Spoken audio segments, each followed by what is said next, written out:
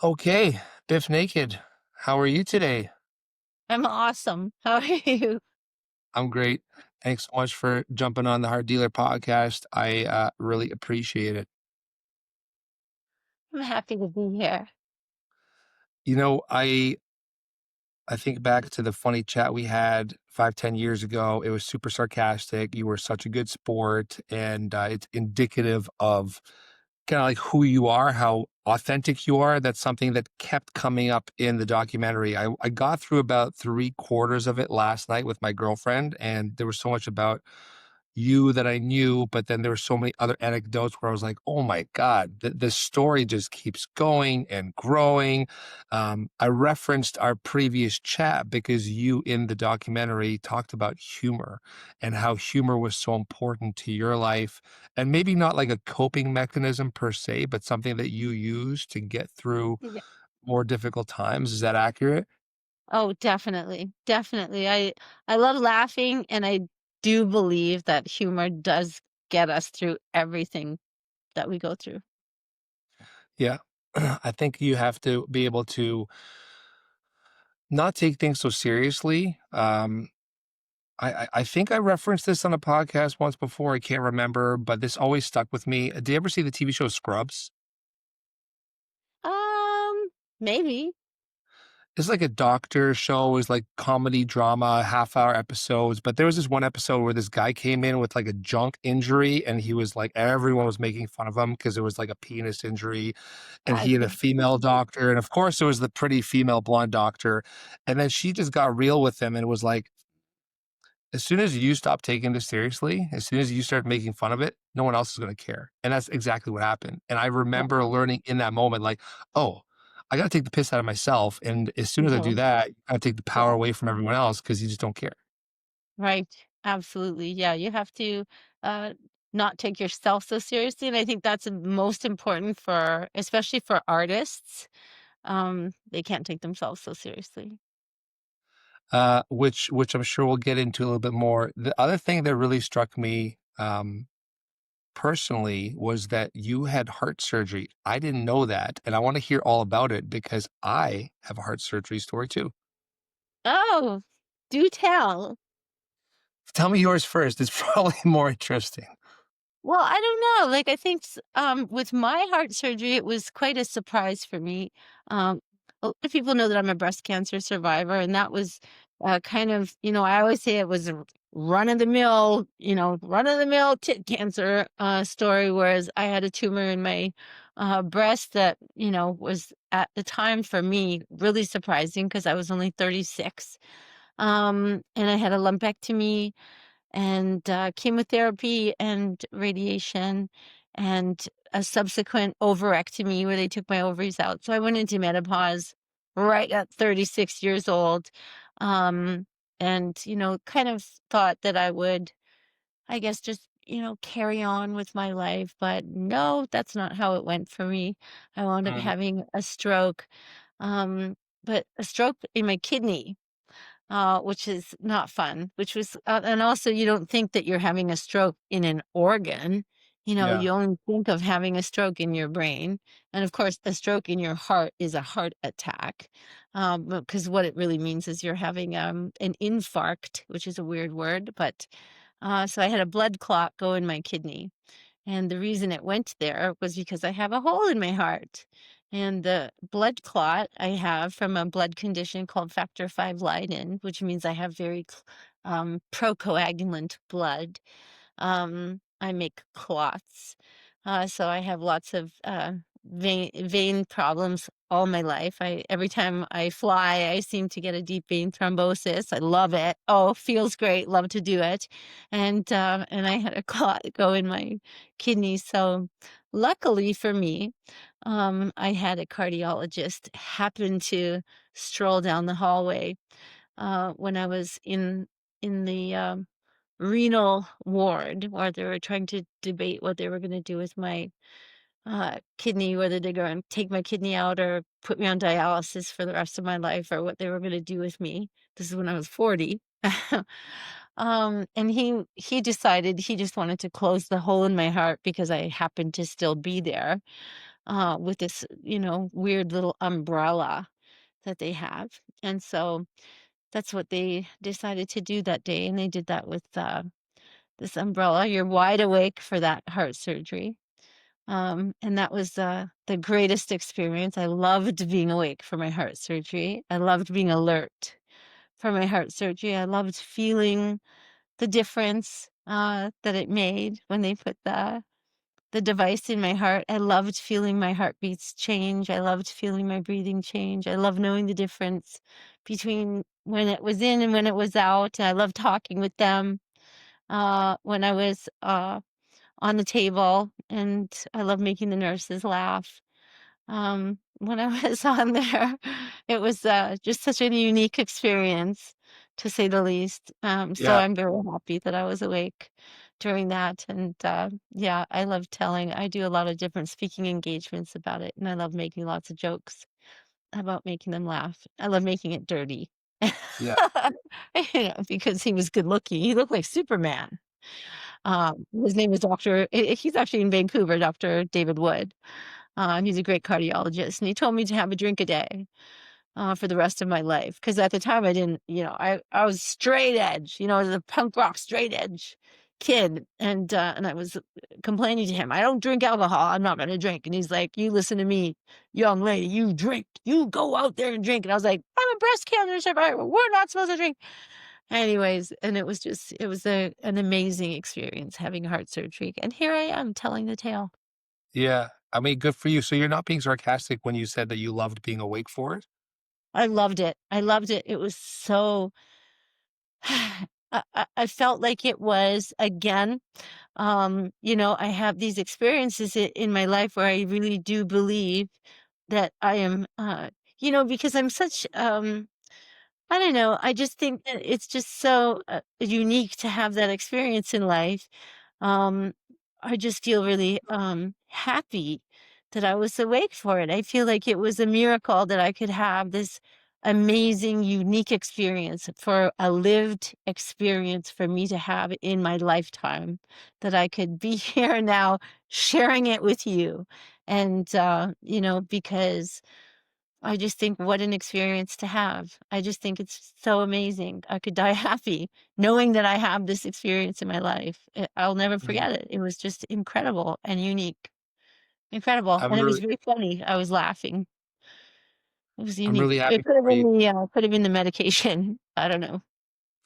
It's not easy to, maintain, like, a positive outlook when things are so difficult, right? It's really easy to get into fear and to start to say, "Oh my god, it's surgery, it's a big deal, and am I gonna survive?" It's really hard to say, "Okay, well, let's do this," and then turn it into something so positive. So good for you for having that mental fortitude, which we'll talk about in a second. I was born with, tetralogy of the flow. So that's basically four conditions with the heart at the same time, one of which was a hole. And I had surgery basically on my third birthday, open heart surgery. My parents were freaking out because this would have been 83 and this wasn't as, common as it is now. I believe the little girl that went in before me didn't even make it. So my parents are like extra freaked out. And I don't remember it. They said that they came into the hospital like basically after the surgery, and within a day or however long it was, I was on one of those little scooters ripping up and down the hallway, and my hands were not blue and they were pink. And they're like, "Oh my God, you just had surgery, calm down." But that was such a monumental change for me. And I have lived with, thankfully, a great heart ever since until I think until 2022. I got COVID for the second or third time, and for whatever Oh, reason, it affected my heart. And that was the first time in my life where the doctors were like, "Your tests are off, and things are kind of like sideways a bit." And they were prepping me for a valve repair. And the thing that for me, like, really messed me up the most was I went in for an angiogram. It was my first time doing that as an adult, yeah. and I was awake. I didn't know what to expect, so I was super nervous, and they weren't communicating with me. I think communication is so important. And so Yes. they went in through my Mm, wrist mhm, with the first surgeries. wire, and then they tried to go through my femoral artery in one leg. Didn't Uh, work. All of a sudden, they're going through the other oh, one, And I'm like, "Okay, what's going on?" No one's talking to me. And that didn't work, so they ended up going Mhm. through my neck. And you're Oh, awake for this. And I yes, remember, like, yes. being so, my adrenaline was pumping so hard that they had to give me extra drugs, and when I came out of it, I broke down. Oh. But that put me on that path similar to you of, "I'm alive. This is cool. Mm. Now I can Mhm. talk about, like, this thing from experience." Uh, Mhm. so I think it is just mindset, right? It doesn't matter how bad it is, so to speak, it's how you approach it, how you view it. Have you always been like that with your mindset? Did they tell you why it didn't work through the leg veins? Yeah, they said that, like, I think I had, an angiogram when I was, like, 10, and so they think that it was simply, some damage to the veins from that procedure when I was younger, and so if they were to do that again, they would just have to go higher up the leg to be able to get the wire in fine. Um, that's what they said. The crazy thing is after all that, I changed my mental outlook on life. I started to focus on, gratitude and much more therapy and the gym and dropped boozing, not completely, but most of it. Well, And you wanna within see a a year, cardiologist because he would tell you to increase the booze, and I'm gonna tell you what. So, Doctor David Wood, he's there in Vancouver, he's a hotshot cardiologist, and he really says that, he likes the blood being thin.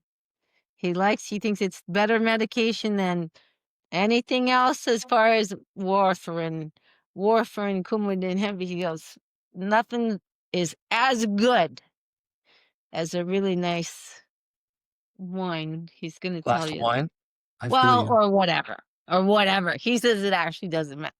Actually, probably shouldn't even say his name because but that's what he says. And the thing about the leg vein, and the reason it was such a good experience for me personally is because what they do is they actually put Novocaine in there, to numb it. And Mhm, if you remember, Novocaine is what they use at the dentist, mhm, right? When they're trying to numb you. It's a heavy molecule. It's actually because it aches, right? When they're doing those injections at the dentist, it actually your jaw aches, it yeah. hurts. It's a big, fat, juicy molecule, it aches. And so it was aching when they're doing threading it up your leg, it aches, and it aches in the groin, and I was lying there with the nurses, and I sat there saying moaning on the table to the nurses, "Oh, oh, it feels like the dentist is between my legs." And these nurses are laughing. They're laughing, they couldn't even work, they're laughing their heads off. I'm not realizing that I'm basically telling them that I feel like my dentist is between my legs.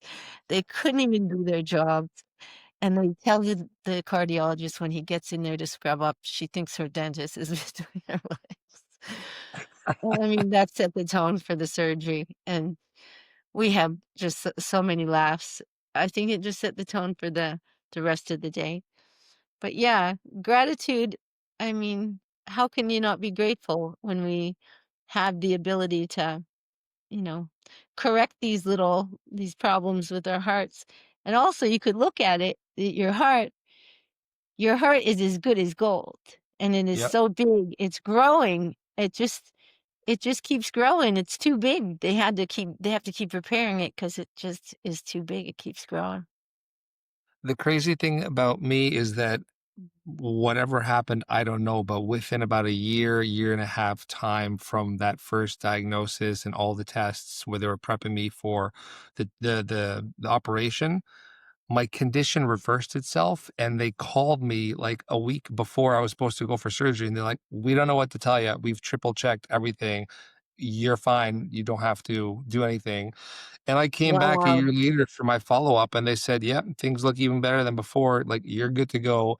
And my cardiologist, incredible man at, oh my goodness, St. Paul's here in Vancouver, he was like, The last time I Was it went in, he was so oh, just cavalier. He kidding. came in, he had like a stethoscope, around his neck. He had a little thing and he sat down and, "How are you doing? Blah, blah, blah," "Talk to me." He didn't even talk about my test or anything. He just kind of said, "Here's a prescription for the very light medication you're on for a year. Keep taking it. See you in a year. You have to do one thing for me though. You need to go out and give back. You have a Mm, miracle. You have a blessing. You need to give back." And I started to ask him, I said, "But, like, what do you want me to do? Something with the hospital, this, that?" He said, "No, you have to choose. You need to go and live your life and give back." mhm.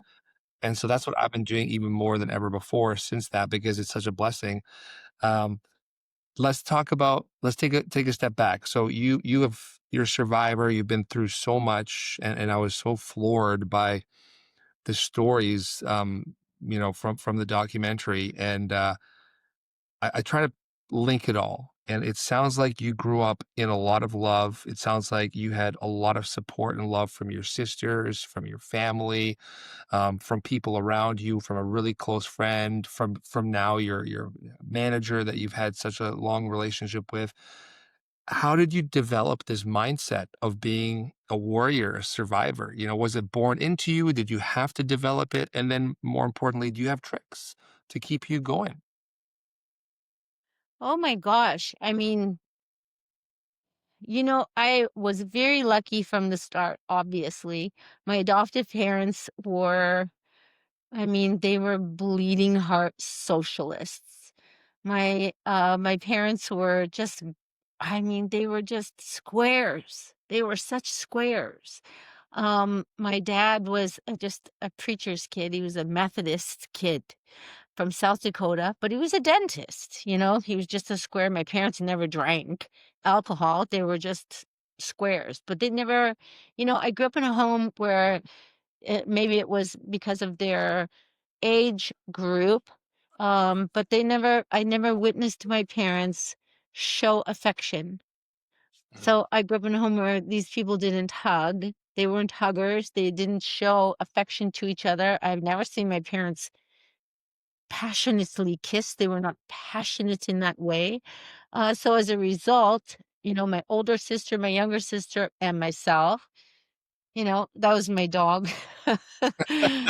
You know, Grace is like in the windowsill snoring right now. Anyway, um, they never, my sister Shireen got married when she was 16. She's still married to her husband Brad. God bless. My younger sister and myself are a lot like my mom. Um, we have not been lucky in the marriage department. Um, I can say for sure that my mother, my adoptive mother, was my primary role model. Um, however, polite, giving, very what's the word? I don't want to say very feminine, but that's the feminine role model Mhm. that primary role model that we had.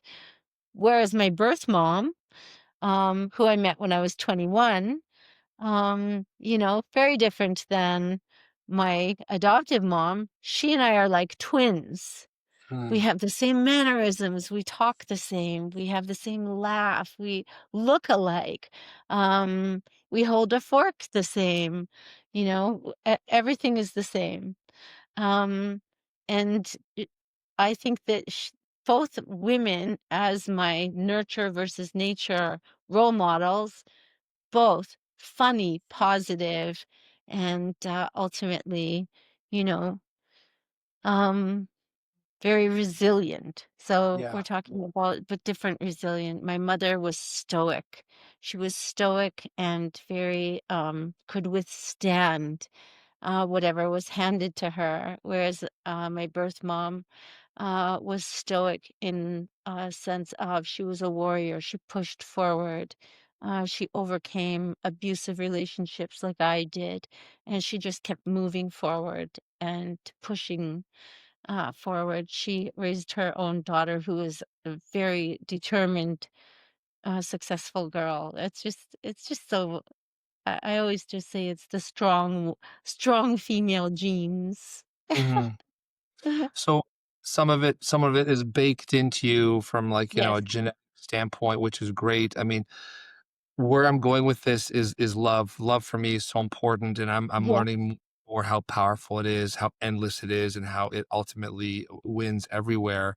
Hence choose love, and love and logic. But your doc opened with the main lesson learned is to love yourself above everything else. So where did your love for self really start? I mean, is it an ongoing journey? Was there a specific moment? We've established that, your mindset comes from your family a little bit, but Lord knows it must have also been from yourself and from some of the things that you've been doing. Oh, but I think also it's you have to fake it till you make it, Mm, and that includes yourself. Like, I think that um I think for all of us, the truth is, we still have this negative self-talk, and I think it's very natural for human beings to have that. We have a running dialogue on the daily, and I think that is something that is very much human nature.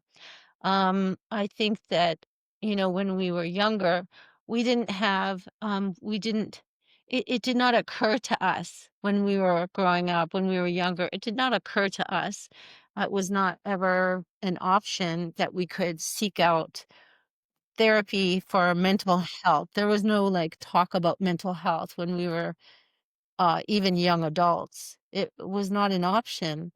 When I was growing up in Winnipeg with, my girlfriends, when we had, um, misadventure, when we had things befall us, when we were being harassed at work, when we had a fight with boyfriends, when we had, um, hardship at home, or things that were regular things that happen to anybody, in our society.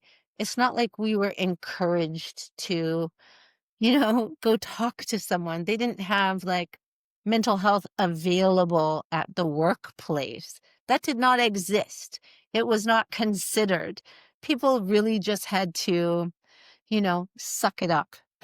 Like, we had to suck it up, and, we leaned on each other. We found community within our group, or we found community really just chatting with the girls at the cashier lineup at the grocery store. People really just kind of found their sense of community where they could, and that had to suffice. And we had to find ways um, of kind of coping. And like, when I say, for example, in the documentary, we had to be funny. You had to tell jokes with your neighbors, or you had to, while you were getting your your oil change, you had to kind of tell jokes with your neighbors. I think there was a TV show for a little while. Oh gosh, maybe you can remind me. There was a guy, him and his neighbor would talk over the fence. For Oh, that was Tim Allen. Oh my goodness. That's Home right. Improvement. Home That's Improvement. right, and you couldn't see his neighbor, you could only see his hat or whatever, but they would talk over the fence, for example, and that was a big part of the show. That was, like, a big part of the show, and shows like that, they would, like, solve problems, or they would lean on each other, and there would be there would always be, like, a moral of the story kinda thing in each episode, and they would solve the problem. But really, that was a popular show, and it resonated with the audience because it was really based in reality, and that Mm, was really how people really had to lean on each other back in the day. We didn't have There were no mental health supports. It just wasn't popular. It just wasn't a thing, and there was no internet. There was no hotline. People didn't have those supports. We had to figure it out on our own, and we had to lean on each other somehow. yeah. So I think that now it's much easier, and it is also, we're not so hard on ourselves anymore. And also, it's normalized. Now it's normalized where we recognize, oh, I think I need a hand. I think I need to seek. some help. Now we can recognize it within ourselves. I'm struggling, and then Mhm. now it's okay to admit to our brother or our parent or our spouse, I feel like I'm struggling. I need to talk to someone, or now we can really try and take care of ourselves. And so I think Absolutely. that that's something that's actually amazing. So for you, it sounds like a lot of what helped you previously was simply um, community and communication, was human interaction, was being able to like offload some of that stress or feelings or whatever it was to someone else and dialogue a little bit before going into therapy more. Is that accurate? Oh, definitely. And also for us as artists, I mean, there was a real catharsis in performing, and also, just like people with exercising, that, it was cathartic for people to go hit the pavement, and go running, or go to the gym and lift weights, or for us, go to a hardcore show and perform, and get raw, get it out on the stage, or write a song and therefore go perform that song and, express yourself and all of those things definitely, um, hand in hand with, talking to someone definitely helped kind of express those those feelings of woe or those feelings of longing or even loss or Mhm. yearning or frustration, definitely helped. So not bottling things up, seeking help, getting things out. I love that. I actually have a pyramid that I live by, which is Really. um, healthy, happy, well, wealthy, right? So if you have your health, then it's easier to be happy. If you have your health and happiness, then you can really focus on your wellness. And then if you have all three of those, it's much easier to develop wealth, wealth being whatever you want it to be, whether it's financial Mhm. or et cetera, et cetera. But that's what I live by. And if I'm doing something, I constantly go back to it saying, okay, I'm feeling this. What should I do? I got stressed out. I got Mhm. this interview. Okay, well, maybe you should go to the top of the pyramid and go for a walk or go for a jog, and keep coming back down. I've been through a really rough couple of years, and while I dabbled in different types of therapy, in my past, it wasn't until this past 2 years where I said, okay, you know what, I'm just going full bore. I have like three different people that I talk to. I'm basically speaking with someone professionally at least once a month, if not more. And then I have conversations like this. I'm much more open about it all. And I think you're Mhm. right. There was this like stigma, societally driven maybe about like if you go to a psychiatrist or a psychologist or a therapist, that means you're weak or that means you have an issue. So, no, now it could just be because if I don't communicate, things get worse. If I just have the conversations, I heal. Yes, exactly. So what else, you know, do you do outside of therapy or conversation? You mentioned physical activity, food. I know you're vegan. Talk to me a bit more about some of the other tools you have, because I want to know what everyone's story is in case that there's a trick that might help someone else. And I'll bring her up again later, but I spoke with Darby Mills recently, and she has such a Mm. fascinating story, and she had so many cool Mm. things that she She's so does. awesome. I know even now, with the fitness and the that she's doing now, I mean, these are the things that remind us to keep coming back on path. So what do you do to stay on path? Well, I have a little dog. I've always had pets. And so I have a little dog that, sorry, is she is my joy. So anything I can do with Grace, I love to do. So I'm out with her all the time. Um, I love cooking, and I love cooking for my goddaughter, my manager's family, my friends when I can see them, when I have time to see them. I love to cook. Um, I don't love to eat what I make all the time, but I love to cook. I love entertaining, so I love to have like my friends over. I have a lot of friends that are getting married this year. for some reason. And so I constantly seem to be entertaining them all and bringing them over. So they come over. I'm selling my apartment, so they're all coming over for like a couple last hurrahs. And so I'm entertaining a lot. And so, yeah, I love cooking when I have downtime. So, and I find that that's very therapeutic because it's quite creative. The only thing you can do that's creative is I find it kind of, for whatever reason, it turns off your brain from ruminating. It gets to a creative place in your brain, and it's like, and anything that you're doing for someone else, for some reason, it just takes your brain to a happy place. Um, and it does for me anyway. It's something that I find that very enjoyable. I don't own a television, so Oh, for me, like I don't have to unwind. Like there's no like I would never sit down.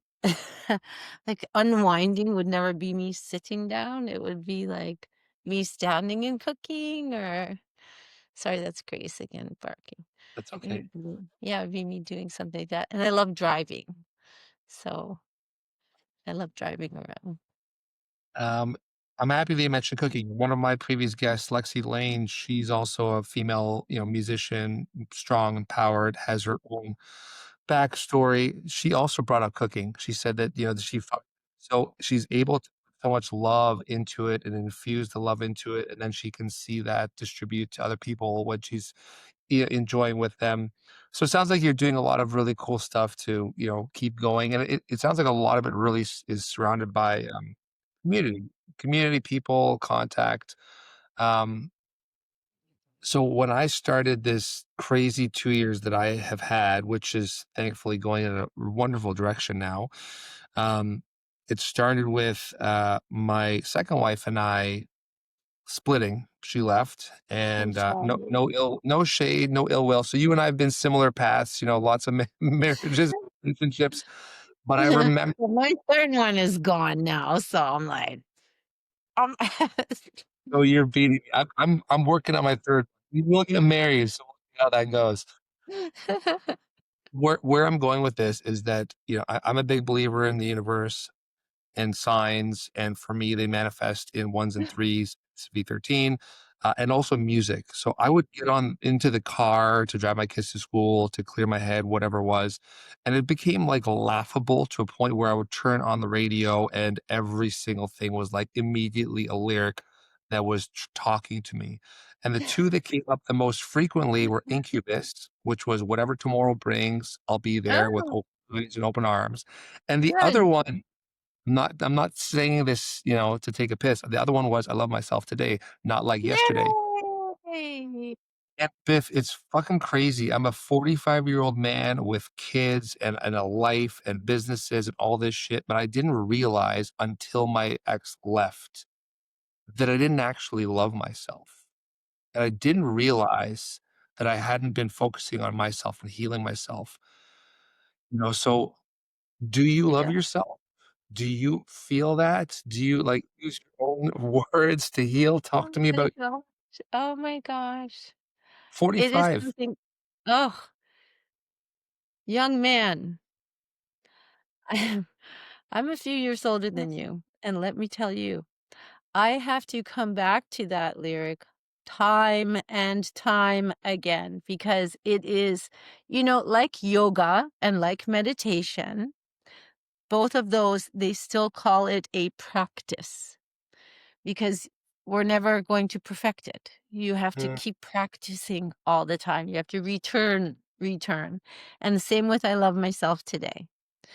I sing it every concert. I end my show with it. It is the finale number. It is always going to be my finale number. I will never tire of singing it, and it will never not be needed to be heard yeah, because, and I will never not need to be reminded of it. And I will always need to return to it because I will forget it and I mhm, forget to do it.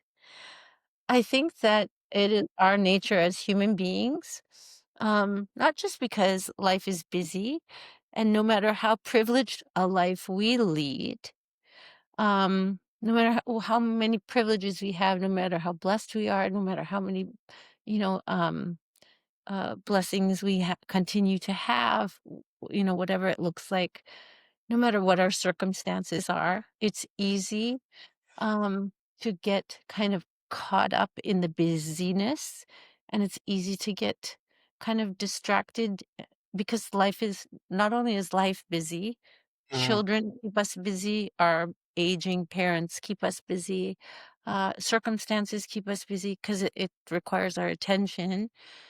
Um, and things happen. Shit happens, like our health happens, things happen. It's easy to forget ourselves. We mhm, always put others first anyways because we want to, and also we should, of course. But at the end of the day, it's easy to feel depleted. And sometimes when we finally can sit with ourselves, it's a bit of a revelation to sit there and go, "Oh shit."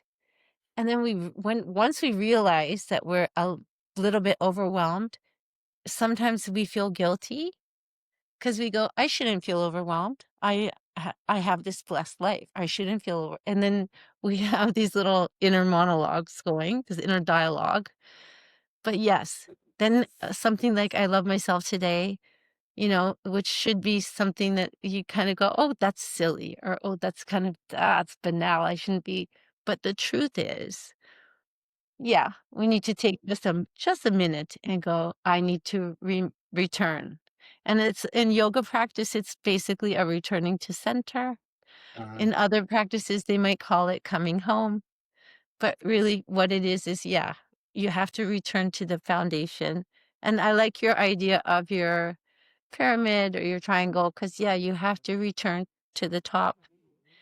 And you have to always remember yourself. It's like putting your oxygen mask on first, so you can then put it on Mhm. others, and it's a good reminder, and yeah, you have to love yourself. You have Yeah, to, it's and it's okay to remind yourself every day. I'm happy to hear that. I mean, you put so much of yourself and your stories and your life into your music. I'm happy to hear that you leverage some of that in your own day-to-day activity because I'm sure that it's impacted, thousands, if not millions of people at some point. And that is kind of what I think the underlying principle is here is we all have lives and life happens and you get kind of sucked into your routine, you get sucked Mhm. in, but the more we communicate, the more we educate, the more we learn, the more we have open dialogue like this, the more tools we start to add to our repertoire.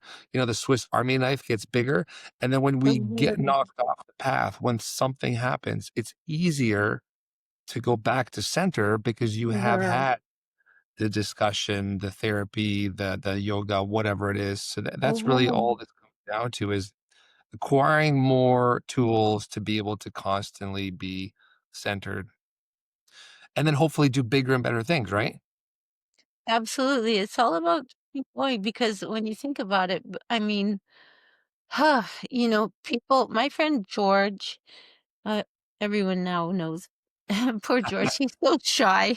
Everyone now knows George from the documentary. So George's dad, who is George's, like, hero in life, George's dad passed away a couple years ago. He was 104. And, I think about that and I just kind of, you know, gosh, so the rest of us, technically, we're only at our halfway point. So we really have to take care of ourselves. Mhm. And Jordan's dad lifted weights. He was a teeny tiny man. He still lifted weights like Charles Atlas. He lifted these metal weights. He went, until he was 104 years old. He lived independently. It's like, because he took care of himself. He had a bag of chocolate chips in the refrigerator door, and he had a handful every night. That's cute. He was so cute. Yeah, because that was his joy in life. You And have we're to going, keep going. I mean, yeah, I just finished a book, Ikigai. The basically the Japanese Oh, have I know Ikigai. I know there's this. the blue zone, right? The blue zones were the people that are the healthiest and live the longest. And the Oh, basic principle is that you have to have your raison d'être, right? You need to have your thing, what you're put on this earth. And if you find that and you invest in it and obviously take care of yourself, then you're going to have the longest potential lifespan. It sounds like you've obviously been living your raison d'être. In the doc, you had a shirt on, and the shirt said, "Something good is about to happen." Do something you, wonderful. wonderful, apologies, misquoted. Something wonderful is about to happen. So Yeah. do you believe in manifestation? Do you believe in God? Like, where do you go for that positivity? What does that shirt mean to you? I believe in all of it. I believe in all of it. Um, I believe in the concept of God, of course, because my parents would not tolerate it if I didn't. And and of course, every morning I tell my little dog when I wake her up that that God loves her and that she is a God baby. Because that's my baby talk with my dog. Um, I think that really Peter believes a lot in manifestation and likes to talk a lot about manifestation, and I like to listen to it from Peter. And I do to a point too. Um, but I think that I'm lazy. I'm kinda lazy when it comes to manifesting, or I would have manifested a lot better guys all along. Otherwise, I think I would have manifested probably smarter people. I don't know. But I like believing in everything. I think I believe in it all. I do. And I believe in the good. The thing I do believe in is the good in everybody. I really do. I believe everybody is good. I do with all my heart. And I think that that's all I just believe everybody's good and I believe in the good in everyone. Mhm. And I really do believe that that there's always something wonderful is going to happen. I feel the same way. I remember hearing recently, like I've been really focused over the last 2 years with my therapists on, duality and leaving the concept of duality and coming into oneness, right? And a lot of that is just centered around love and this concept that there is right and wrong, there is good and bad, but we don't have to look at things that way. We can just look at there is just everything. And I guess what they likened it to was that everything is love. It's either love or lack of love, right? So if someone is Mhm. bad or evil, bad, whatever, it's just lack of love. And it's Yeah. somehow along their trajectory, whether it's in their life or a previous generation's life, there was a shift, there was something that happened, and that removed love. And that's why they are where they are. And the only way to Mhm. heal any of that is to just keep showing up with more love. It's the only thing Mhm. that heals it all. Um, I had a point and I lost. So, gestation, mental health, we've talked about quite a bit. I would really love to kind of end on the music and the industry because that's what you and I are both doing for a living. God help us. I And love it though, I do love it. I love it's working in the music business, and I've never met anybody in the music business who I didn't like. I mean, when you started to I've never met anybody who was not a nice person in the business. So I guess I haven't met all the people. well, I've never you've met been anybody who is not a nice person, really. I don't know. I've never met anybody that I didn't like. And I've never met anybody who had a bad, um, temper or who was ill-willed. But, but also, I never paid attention to anyone who was not who was a nasty person. So I think that's also the key. I think that's also the key because I know that and we've worked everywhere, in the music business, in America and in Europe and in Canada. And I know that there's, like, you know, I'm sure there's lots of different cliques per se in all business. mhm. In all different businesses, there's like different hierarchies or what have you. But I think that, I've always said there's room for everybody. And there's some people who get their knickers in a knot, Yep. perhaps, but that's unnecessary. They don't have to be, stressed, and if they're all stressed all the time, I always thought that it's interesting to observe, like, just go, "Oh, oh," and just have to laugh. That's all. Like, there's no reason for anyone to be stressed because really, when you think about it, like, how lucky are we to work in this business, really? Like, we are working in a creative field. And how lucky is that, no matter what avenue or aspect of this creative field we're working in? Whether someone is at the top of, some, EMI, that company used to be, or Universal, or SOCAN, or E1, or whatever company they're working in. And if they're having a grouchy day, or they're grouchy, or they don't like that other person they're working with, or they don't like this artist, or they didn't win this award, or they're upset. I just could never understand how anyone could ever be upset or even competitive, for example.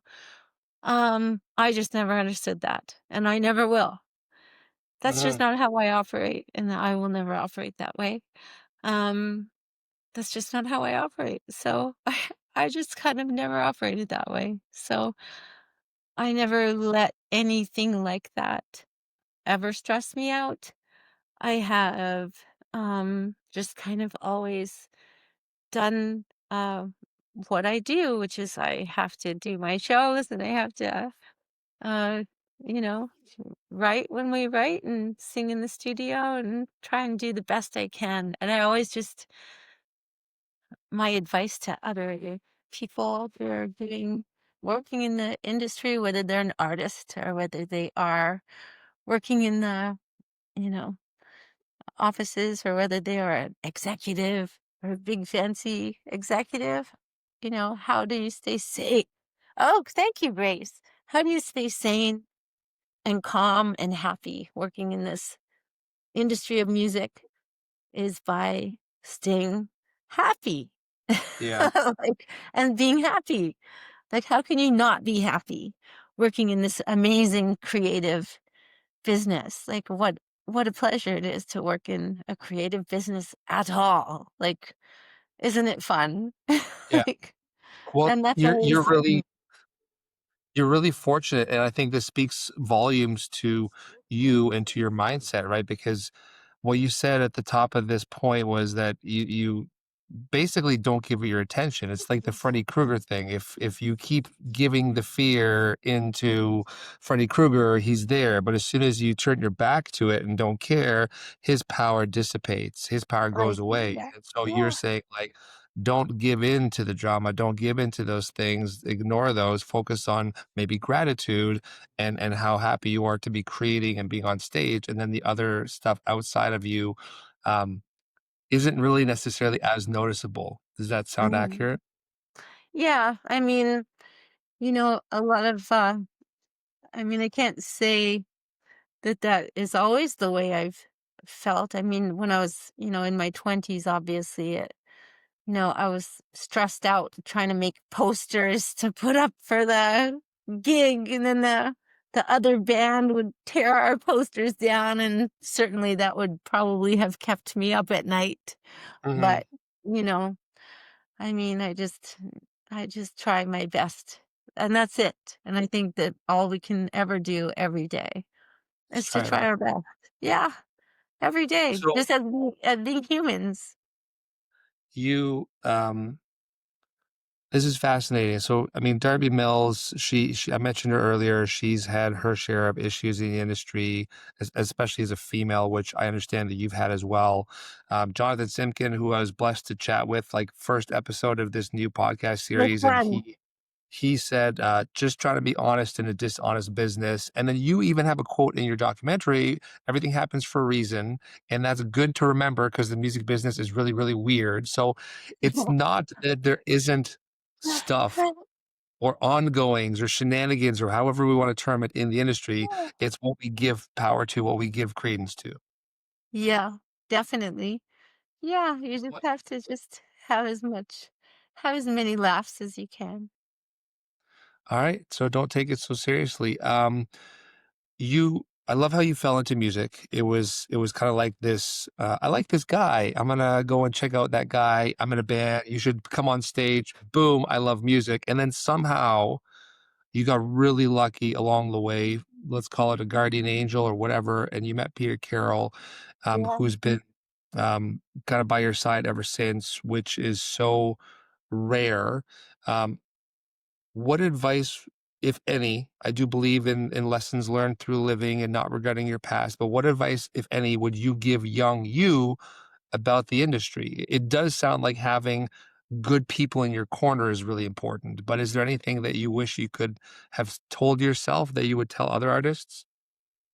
Um, well, I think that for sure I followed exactly, what my heart told me to do. I think that I followed my heart 100%, and I couldn't change it if I wanted to, and I wouldn't. I wouldn't change a thing.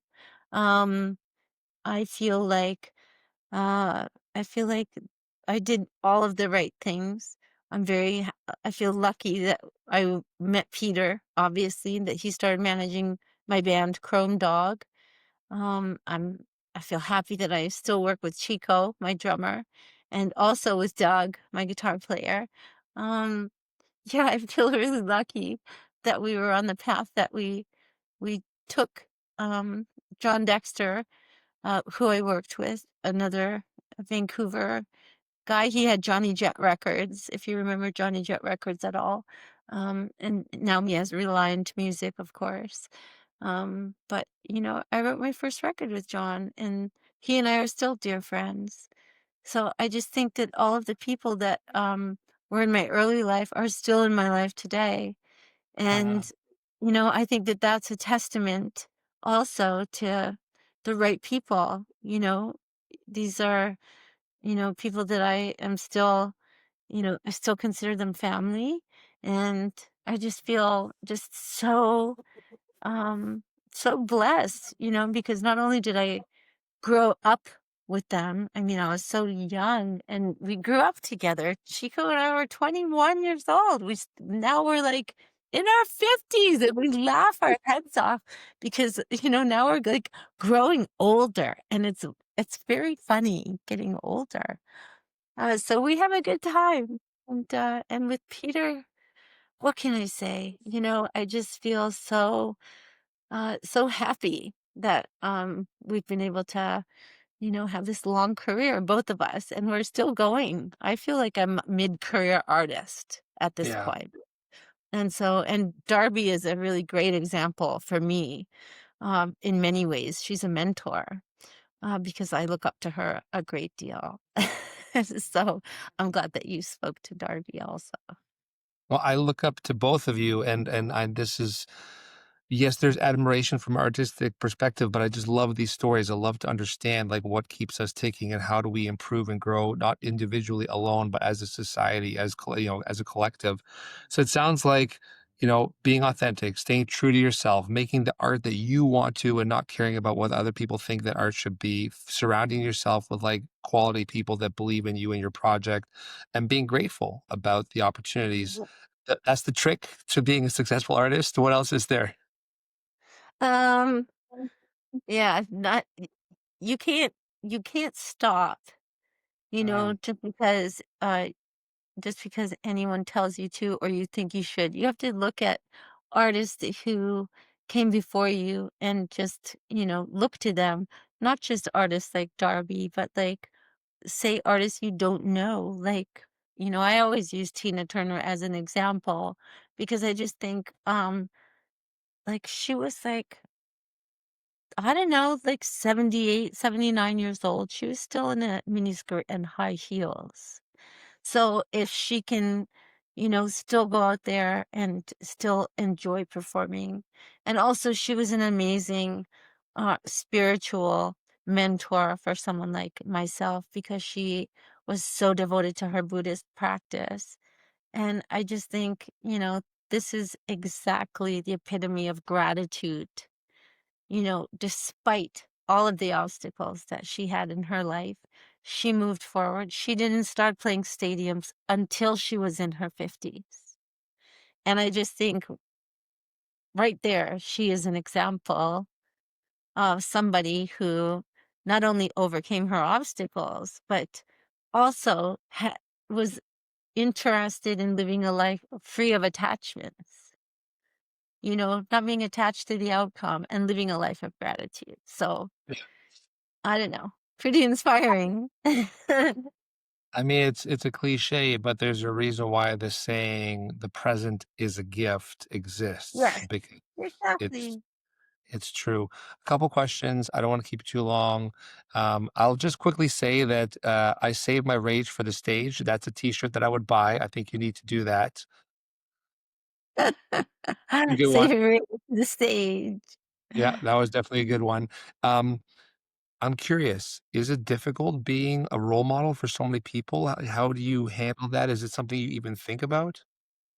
Um, well, I mean, I guess, because I've been a singer since I've been 18 or 19 years old, um, I think when I was younger, I was a bit self-conscious about it. I felt a little bit of pressure to make sure I was always in check, most especially when I was um, on stuff like Lilith Fair or on some of these bigger festivals, especially in America. The population in America is so vast.